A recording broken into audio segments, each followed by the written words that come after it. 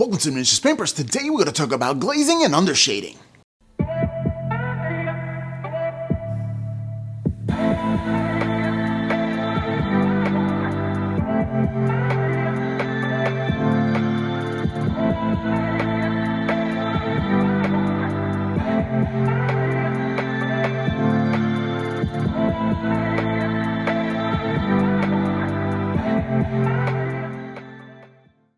So you may have heard of the term glazing and undershading, but you may want to think, well, what are these things? Well, undershading is when you black and white to gray transition all of your models before applying the colors that you want. Now, why would you do this? Well, some colors are less opaque than others. Yellow comes to mind, but when you have an undershading, you already have your shadows and your highlights pre-done. When you paint your model, the actual transitions that you create will show through. As a demonstration of this, let's go down to the hobby desk. What's up, guys? We're back at the hobby desk, and here I have Nigel Stormcaller from the Space Wolves, one of the few psychers that the Space Wolves can actually have, the Rune Priest Extraordinaire. I primed them up black. This way I can have all the shadows, or the deepest shadows, already pre-done. Then what I hit it was a 45-degree angle, trying to get some Payne's Gray FW ink. Ladies and gentlemen, if you have not tried FW ink, especially Payne's Gray over black, this thing is magic when it comes to undershading. Especially when you're doing this, what I'm doing is a zenithal kind of a highlighting where the sun is coming from about a zenith from the actual 12 o'clock down and highlighting things and leaving the darkest shadow coming from underneath. So light on the top, shadow underneath. This is what is called pre-shading, because in the end, the colors that are going to be on here are not going to be black and white. What they're going to be is that Space Wolves blue, a yellow, and it's going to have all this kind of color variation, the skin tones. I'm doing his beard and hair as if he were like a ginger. So it's going to be completely different, vibrant colors.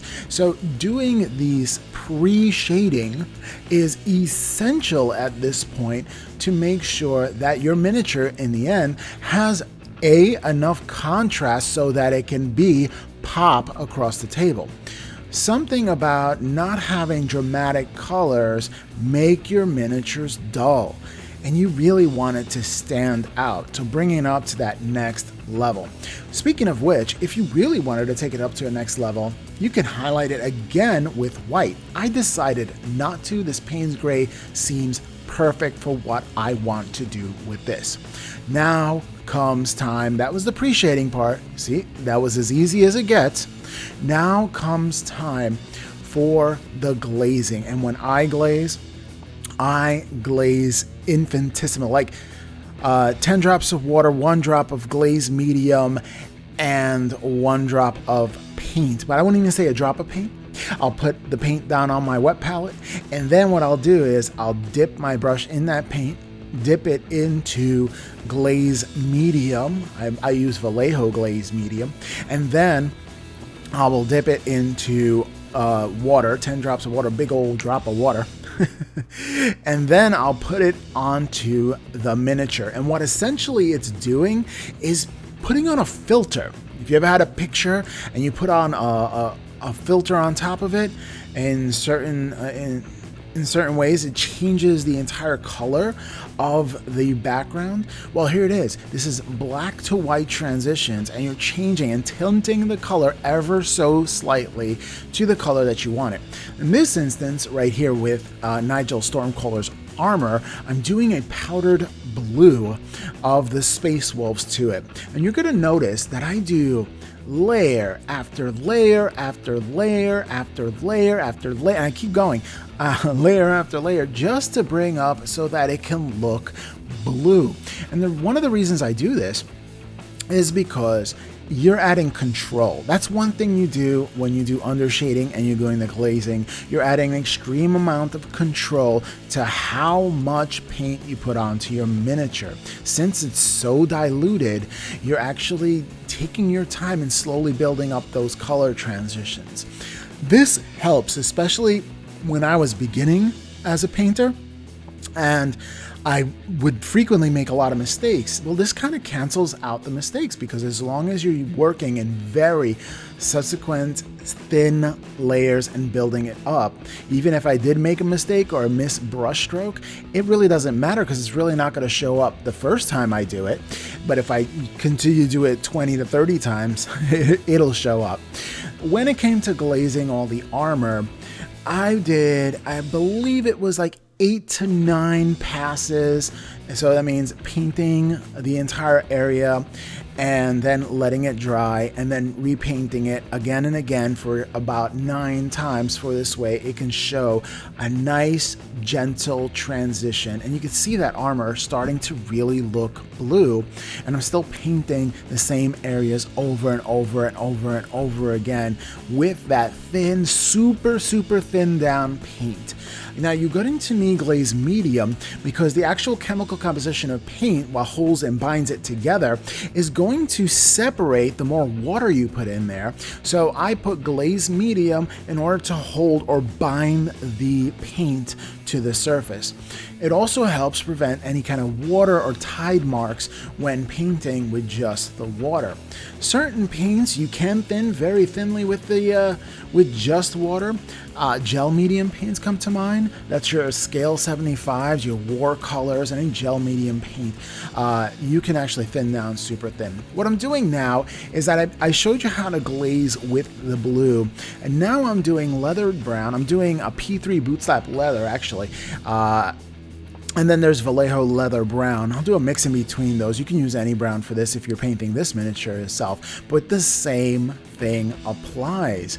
You're just using thin successive coats, working very wet, putting the highlights where you want it to, and really bringing up those color transition. Now I sped this up because when it comes to this process, as opposed to straight airbrushing, this takes a lot longer.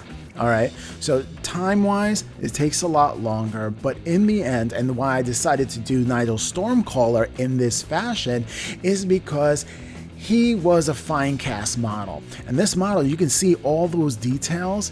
That's one like solid kind of piece that they all kind of put together.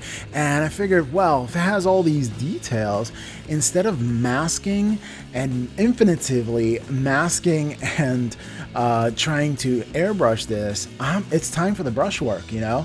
And glazing is the way to go, I find, with these fine cast miniatures that have all these details pre-built and you can't really sub-assemble them.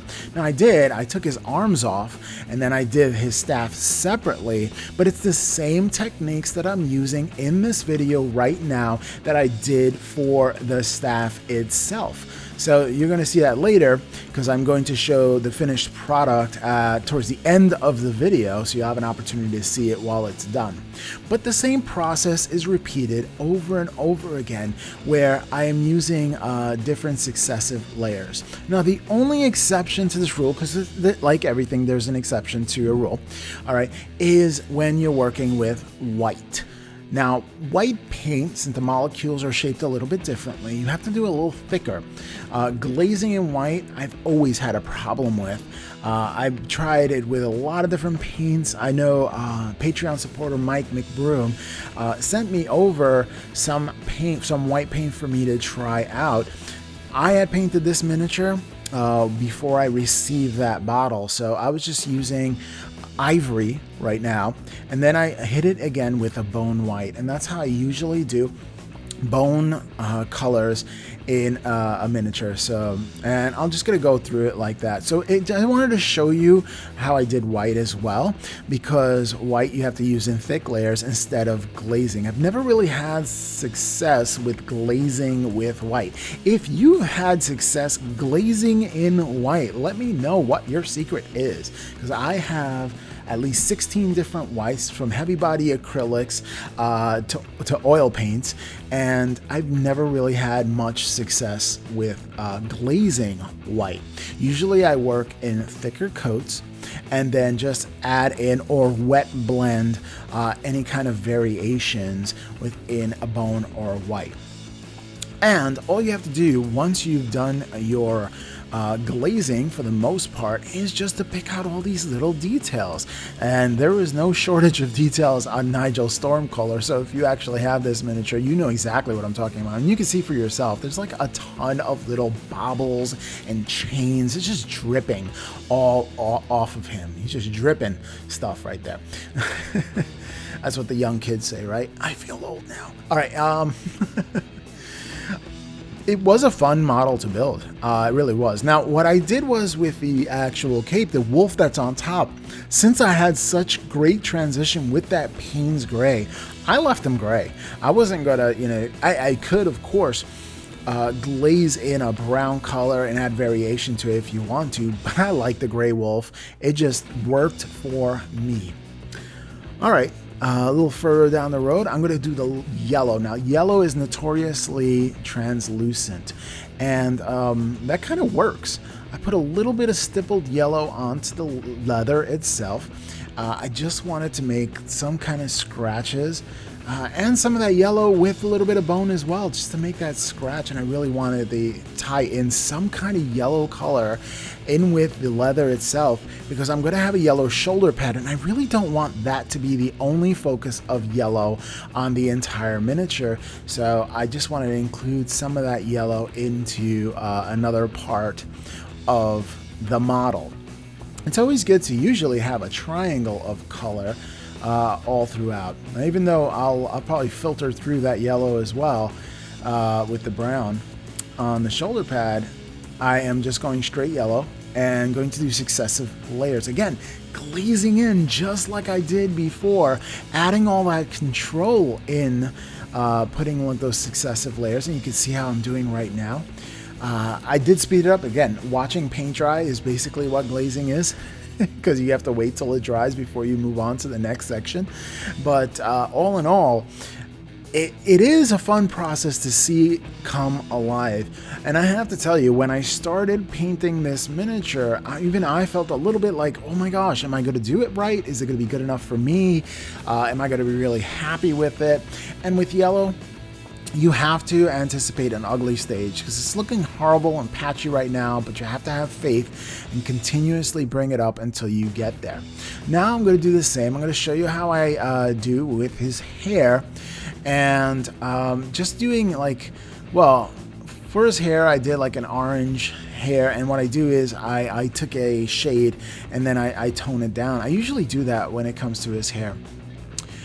When it comes to all the other shadows, if I felt like there was not enough black in there, I'm just going to add some of the black into the shadows, into the recesses, again adding to the contrast, because I felt like, well, everything is gray and I kind of lost some of the black in there, so I'm just going to add some black elements in there and really just make that contrast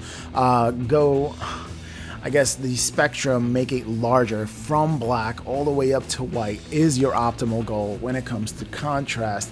And again, that's just going to add to how striking it is on the table and how it pops across the table. That's another way to say it.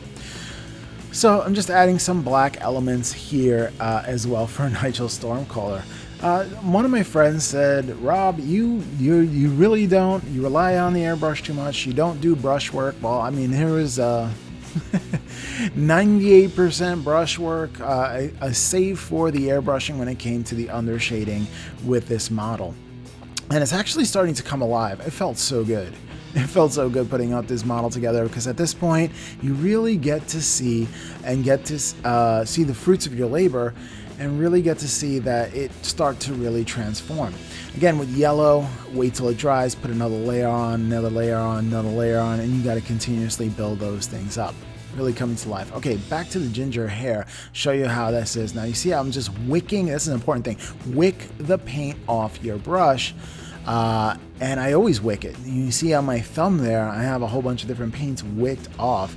And what it has is you don't want this paint to pool onto your miniatures. And since you are working with a paintbrush that has, well, I work with a paintbrush that has a belly, you want some of the excess off so it doesn't drip. You don't want to really just wash the miniature. You want to paint with it. You just want to leave a light, and since they're miniatures, they're small, you can add a lot of excess paint really, really quickly, and it can become a hot mess.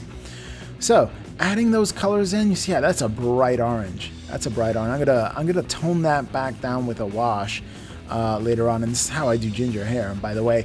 And also, having that pre-shading does help. All right, so just gonna use that yellow wash in there and really make it pop.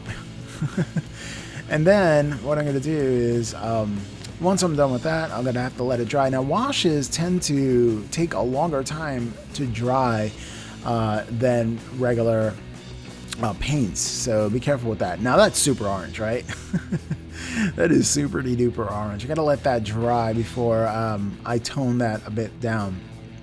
So next step, what I did here is, well, Rob, how do you do the skin? How do you have transitions with the skin? Well, let's get to that. All right, so I'm just using some flesh tones, and I'm gonna go in there, and what I'm doing is wherever I see that the zenithal highlight picked out the highlights for the face is what I'm doing, what I'm painting in this skin tone with. All right, very simply, just using what was highlit from the zenithal highlighting and just painting that in, straight in. Very, very simple, right? In the end, I use a wash to tone it all back again, and and then I'll just do the eyes and finish up all the little details within there. And you're gonna see the finished model soon, but I think you get the idea now here, right? So use a Reichel and Flesh Aid right there just to tone it back down once that dries, and does a really phenomenal job at this. Okay, so you get the idea.